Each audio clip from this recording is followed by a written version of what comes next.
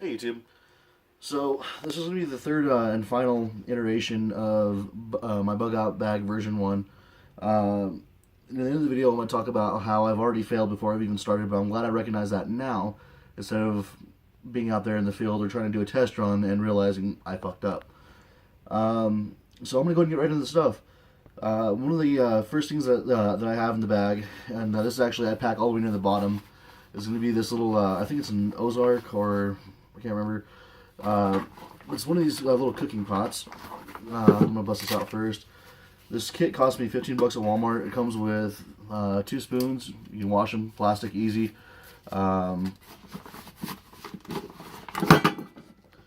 This bag is completely rubber lined on the inside, so you can go ahead and use this as a water trap bucket for gray water later on. That way you can go ahead and filter water out of the stream or whatever. This setup, I had a choice between 2 setups whenever I was at Walmart. This one was 15, the other one was 25. This one has some plastic components, so I'm going to have to be more mindful whenever I'm using this not to make sure I'm not freaking melting shit. The other setup was completely metal. I am kind of on a budget here, so I didn't really care to spend too much money. I do kind of wish that I had these 2 bowls as plastic. They're Tupperware, which is really nice because these are going to work really well to help me save my leftover food that I don't eat right away for breakfast or dinner or whatever. I can save some of this food and I can snack on it. I could possibly even use this as a trap for something if I wanted to. Plastic's lightweight, easy to clean, but then again, so is stainless steel. I do kind of think that the stainless steel may have been a little bit heavier, but at this point, that little difference in weight, I don't really feel like would have mattered. Next up is the sleeping bag. Now, again, this is at Walmart. I think this is like $5 or $7 somewhere in there. Now, this I'm going to replace. I've already made my mind up that I'm going to replace this. I've seen some better sleeping bags out there that are kind of like the what's that brand? Soul, kind of like the Soul Bivvies, that are reusable time and time again. This, I think I can probably use this for 73 hours and have to throw it away because it'll start to tear. It'll it's just a reflective material. I'm not really a big fan of that, but for immediate purposes, it'll work if I want to use it. This right here is another reflective panel. This one right here is what I'll be making my first layer for my shelter with. A big reason why I bought that poncho that I've showed in the first video is because this is reflective. The point of bugging out, in my opinion, is to go somewhere where you cannot be found and keep yourself safe for a period of time. This is a start to that. If I have to build a shelter, then I can go ahead and I'd probably build a partial underground shelter, kind of like a bunker, and I'd use this as insulation and roofing for starters. And I put the poncho over it. It'll serve its purpose. If I find something better later on, I might replace it. I shouldn't have to explain this. This should literally be in everybody's bags.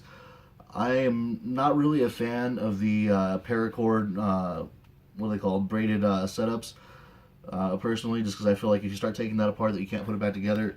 I haven't really studied them. I don't really know much about them. I have enough that I have to learn already, so I'm kind of just going to keep it simple and be a little bit lazy and just stick to a bundle of paracord just like this. Next up is this big panel. Now this is a blanket. At least that's what it's advertised would be. But this is very, very thick. What this kind of reminds me of is a car sunshade. Now, because of how thick this is and how padded this feels, I will probably use it partially as a blanket, but more as a bedding. Something nice to cushion my back a little bit. That way I can be somewhat comfortable while I'm stuck out in the middle of nowhere. Alright, next up is food. Now, being prior military, being prior army, and being in as long as I have had to eat a ton of MREs. For a get-home bag, I would probably go with an MRE because the food's already cooked and ready to go. I don't have to do anything. I can go ahead and pull out what I need as I need it to go ahead and snack, and that can sustain me for up to 24 hours off of that one MRE by itself. Now, for a bug out scenario, we're planning for 72 hours, 3 days.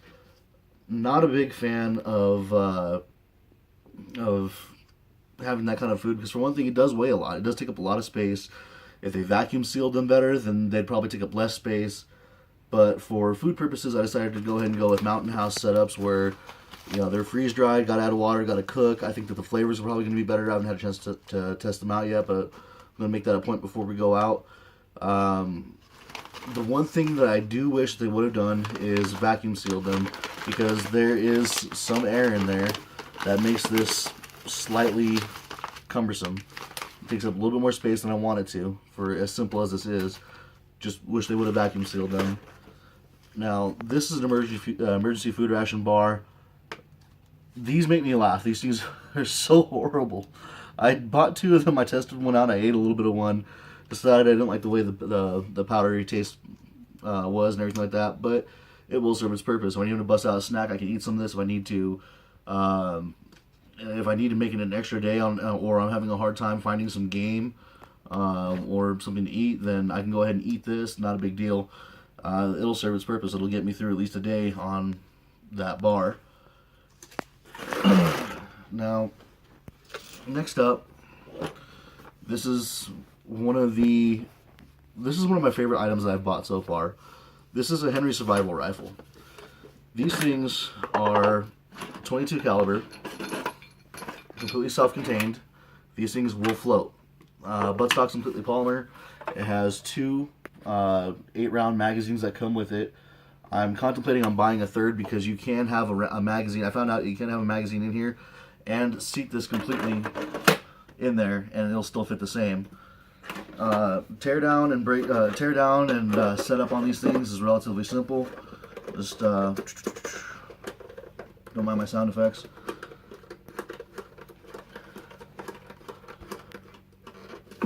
Screw that in.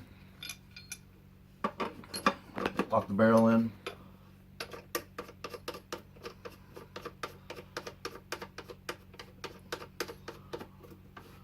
Throw a mag in.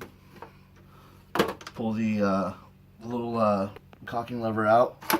Cock it. Good to go. It's got a safety, got a fire. It's got a mag release right here. This little chingadera. And then, of course, a trigger. I mean, I love this. I tested this rifle out a couple times when shooting just for shits and giggles, as I do with all my firearms. Something that really surprised me is that these stock sights, as simple as they are actually fairly accurate. Personally, I think this will be a great small game, rabbit, squirrel, whatever you want to shoot. Small game rifle. I love this thing. It's a lot of fun. I mean, one of the biggest advantages of it is I can carry a shitload of ammo for it and not have to deal with a lot of weight. Great purchase. I love it. I absolutely love it. I will happily take this over an AR out into the field any day. Just for survival purposes anyway. Next up, this one's pretty self-explanatory. Spare ammo. I'm not a big fan of carrying ammo in a box. Primarily because it takes up more space than throwing it into a mesh bag like that. If I need to, I can go ahead and put those bullets into an empty bag or one of my Tupperwares, and I can go ahead and store that somewhere else. I can use that bag for something else. Those are my spare bullets. The pistol that I carry, this is my everyday. It's a Springfield XD Mod 2 45 subcompact. It comes with a 9-round magazine for the shorty, and then it also comes with a 13-round magazine that has a plastic piece that fits my hand perfect. I'm a big fan of these pistols. I picked these over Glocks because I have 2 safeties on them. I have one right here on the grip. I have one right here on the trigger. I have a I don't know what to actually call it, so forgive me here. I have a cocked indicator, and then whenever the chamber's actually loaded, there's this tab right here that sticks up and lets you know that there's one in the pipe. So you can tell this thing's loaded just by looking at it. For 45, it's really manageable, very accurate. I have a lot of fun with this pistol. I train with it. Like I said, I everyday carry it. This is my first go-to. With the 45, I'd be very comfortable taking on a coyote, taking on a bobcat, or or possibly a bear. It'd probably take a few rounds, but I could do it. I honestly think I could. I think I could probably do it. at least enough to scare away a predator. Now, back please. The issue that I ran into, and bear in mind, this is not done. I'm not done yet. There's still things I would like to add. There's still things I want to add. This is far from complete. This is just where I'm at right now. And as we go along, I'll probably do I'm definitely gonna have to do. I know for a fact I'm gonna have to do a Bugout bag V2 because this is not gonna work for me. And this is why I failed already by breaking the #1 golden rule of creating a Bugout bag. I bought the bag before I had my equipment. Now, if you guys look back at the video, you can see that this bag was completely full when we started emptying it out. I have no room for anything else in here. I can't fit spare clothes that I know I'm going to need. I can't even fit the roll of duct tape that I know I'm going to need to bring with me, much less gun oil, cleaning brushes, equipment. Well, I can fit a little cleaning pouch on the side right here. It's not a big deal. But already I know for a fact this bag is not going to work for me because I'm going to be carrying a lot of equipment that I'm going to need to use to build a shelter. My girlfriend is has volunteered to come with me on this. Whenever I finally do the test, so I'm probably going to give this bag to her. I'm probably going to buy a bigger bag, repurpose it, and set it up so that way I can actually have everything on that I'm going to need. I'm not a big fan of getting a bigger bag because I know that a bigger bag means that I'm going to be carrying more weight. More weight means I'm going to use more energy, and I'm going to be slower. Luckily, with the scenario that I'm going to run, speed's not really going to be an issue. We're not going to be really escaping the city. We're more going to be driving out of the city to get to a point that I have set up, and then from there we'll be actually camping. Anyway, guys, this is my setup. This is not. Let me make one thing absolutely clear. This is not a tutorial. This is not a how-to. This is what I'm doing. I'm trying to show you what I'm doing so that way you'll know what to do, what not to do. What works for me may not work for you, but what works for you may work better for me. So I'm always open to advice here. Just do not take this as this is how you do it. Please, you're going to set yourself up for failure. My equipment is customized to me and the training and the knowledge and the experience that I already have. Anyway, guys, I look forward to showing a couple more videos with you guys, showing you some different things that I have and some things I'm getting ready for. I'll be trying to upload to the channel at a minimum of once a week. I'll probably be doing more than that depending on how much money I can invest into this. If you guys have any advice, like I said, any questions, anything like that, let me know. I'm here. I take criticism. I'm not going to get all butthurt about shit unless you're just saying stupid shit for no reason. Fuck you.